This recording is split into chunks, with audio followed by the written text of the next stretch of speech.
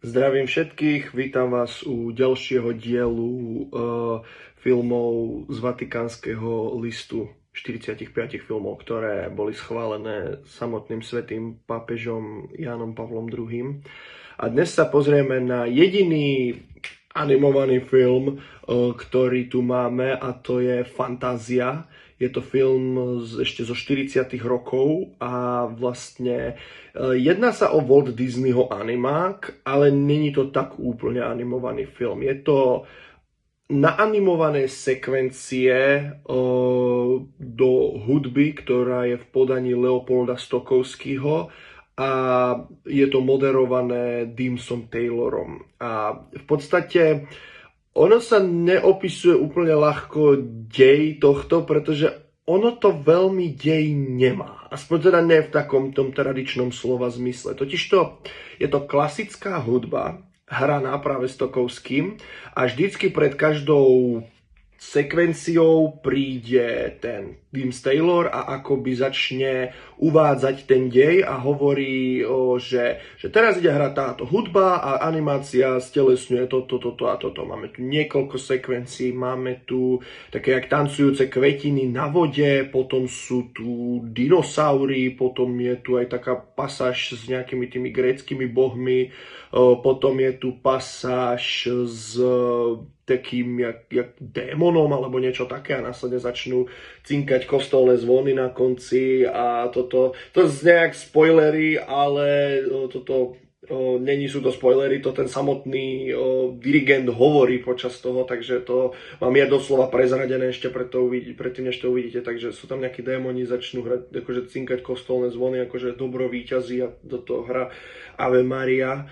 A niektoré tie sekvencie nemajú že žiaden príbeh, napríklad tá časť s tými kvetinami nemá že absolútne žiaden príbeh a dokonca sú tu aj scény, ktoré ani nemajú že jasné tvary, je to doslova fantázia, je to, že čo ľudia cítili alebo si predstavovali pri týchto skladbách, tak to sa naanimovalo.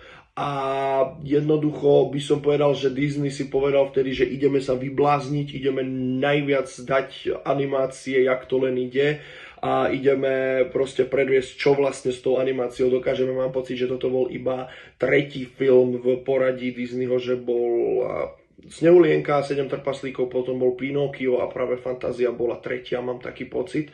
Film bol ocenený 2 čestnými Oscarmi, tak toto by zase na úplne normálneho Oscara, neviem, či mohlo byť nominované, kto vie, do jakej kategórie by to vôbec šlo, lebo tie animované sekvencie sú prerušované hranými vstupmi a takto.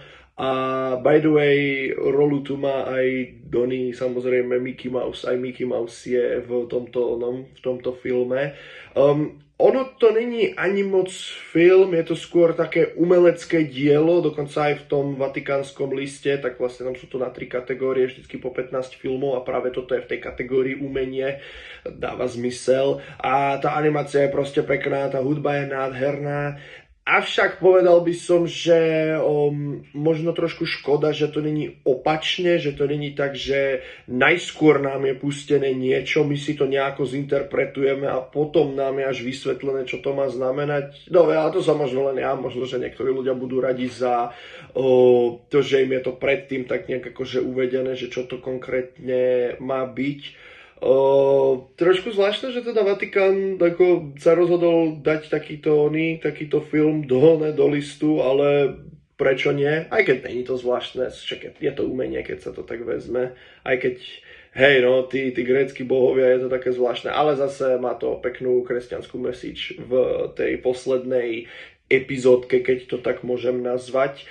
A priznám sa, že niektoré tie sekvencie ma bavili viacej, niektoré tie sekvencie ma bavili menej. Toto nie je úplne film, čo si pozriete s kýmkoľvek, toto si treba pozrieť len pokiaľ fakt akože máte záujem o to študovať filmy, umenie, alebo proste chcete vidieť Disneyho staré animáky alebo niečo na tento štýl. Ale ak čakáte príbehovú záležitosť typu Pinokio, Dumbo, Bambi alebo Snehulienka, 7 trpaslíkov, Nie, toto je veľmi ďaleko. A to by ste pustili deťom a pravdepodobne by sa začali extrémne nudiť. Toto podľa mňa ani nikdy nemalo byť mienené pre deti. Ale ako taký by som povedal, kultúrny, umelecký zážitok, myslím si, že na to je fantázia za mňa, že úplne perfektná.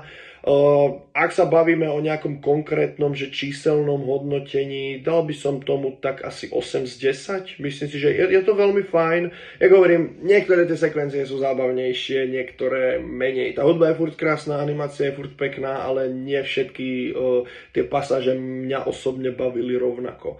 Avšak odporúčam, ak máte radi animáciu, klasickú hudbu a zvládnete, by som povedal, taký trošičku experimentálnejší prístup.